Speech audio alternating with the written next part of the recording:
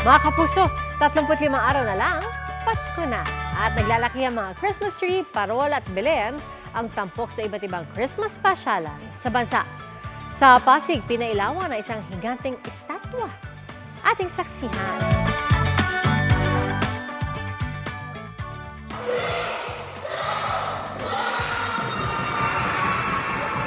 Paskong Pasko na sa bayan ng Pinili, Ilocos Norte. Pinailawan na kasi ang higanteng Christmas tree sa harap ng munisipyo. Tampok din sa paligid ang iba't ibang parol na gawa sa indigenous materials. Bahagi naman yan ng Lantern Making Festival sa bayan na sinabayan na rin ng malamig na simoy ng hangin. Mga nagagandahang life-size na Belen naman ang bumida sa Belenisimo sa Tarlac. Kabilang riyan ang Belen ng Moncada na puno ng mga hinabing dahon.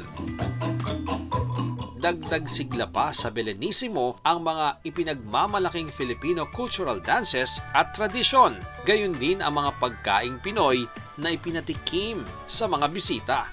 Everything is beautiful. People here are very friendly and we can see a sense of festival here.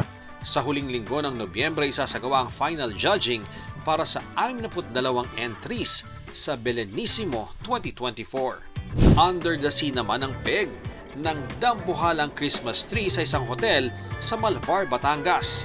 Sa taas na 11 feet, agaw atensyon ang Christmas tree na di lang basta Christmas balls at lights ang palamuti, kundi mayroon ding mga starfish, pearls at seashells. Dagdag disenyo pa ang mga higanting seaweeds at iba pang lamang dagat sa paligid nito. Kaya ang kakaibang Christmas tree talagang perfect for selfie at IG-worthy.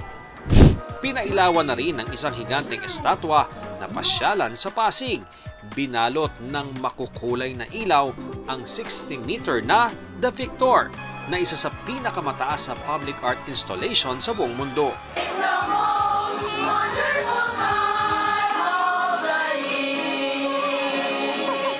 Ang pagpapailaw mas naging espesyal pa dahil sa ilang grupo ng kabataan na naghandog ng mga pampaskong awitin. Para sa GMA Integrated News, Ian Cruz ang inyong saksi. Mga kapuso, maging una sa saksi. Mag-subscribe sa GMA Integrated News sa YouTube para sa iba't ibang balita.